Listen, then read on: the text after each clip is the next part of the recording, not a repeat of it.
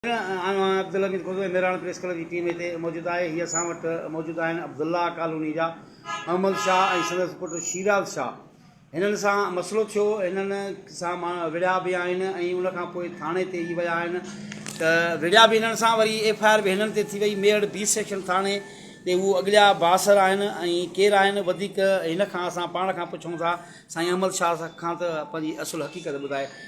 साईं अहमद शाह, छा मसइलो आहे बाबा? मसइलो आहे त मुंहिंजे सईद शान शाह, फताह शाह, सतार शाह ऐं असांजो अमीन शाह, मां सुबुह जो बीठो में दीदार शाह जे कारखाने ते मूंखे डंडा खणी ऐं मार कुट करे चवनि तूं बर्फ़ खपाइण को बसि करे वञु, न त असां खपाईंदासीं। मां चयो आहे मुंहिंजो रोज़गारु आहे, मां कंहिं सालनि खां खपाईंदड़ आहियां। मूंखे ॾाढो मारियुनि माण्हुनि अलाह जा वास्ता वठी छॾायो ऐं वरी पोइ फ्री में थाणे ते मुंहिंजी NC दाख़िल कयनि, मुंहिंजी FIR अॼु ताईं न कई अथनि।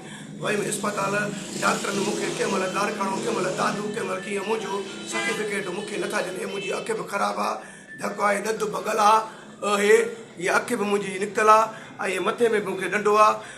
मुंहिंजो को ॿुधण वारो कोन्हे, बासर माण्हू आहिनि ऐं हुननि जी सभु को ॿुधे थो, मुंहिंजी केरु नथो ॿुधे। अॼु ताईं मूंखां भला कंहिं बि न ॿुधो आहे।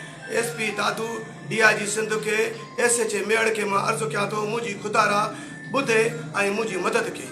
नाज़रीन, इहे असां वटि पोरियत अहमद शाह ऐं संदसि पुटु शीराज शाह मौजूदु हुया, जिन असां वटि एहतिजाज कयो आहे त बासर घुरियूं आहिनि कुझु, जिन बर्फ़ जे मसइले तां मूं सां विढ़िया बि आहिनि, मूंखे धक बि आया अथनि, मगर मां इस्पताल वियुमि, उते बि मुंहिंजो इलाजु न थियो। थाणे ते वियुमि त मुंहिंजी NC कयनि, मगर ॿिए ॾींहं ते वरी FIR अॻिली धुर जे कटे छॾी अथनि।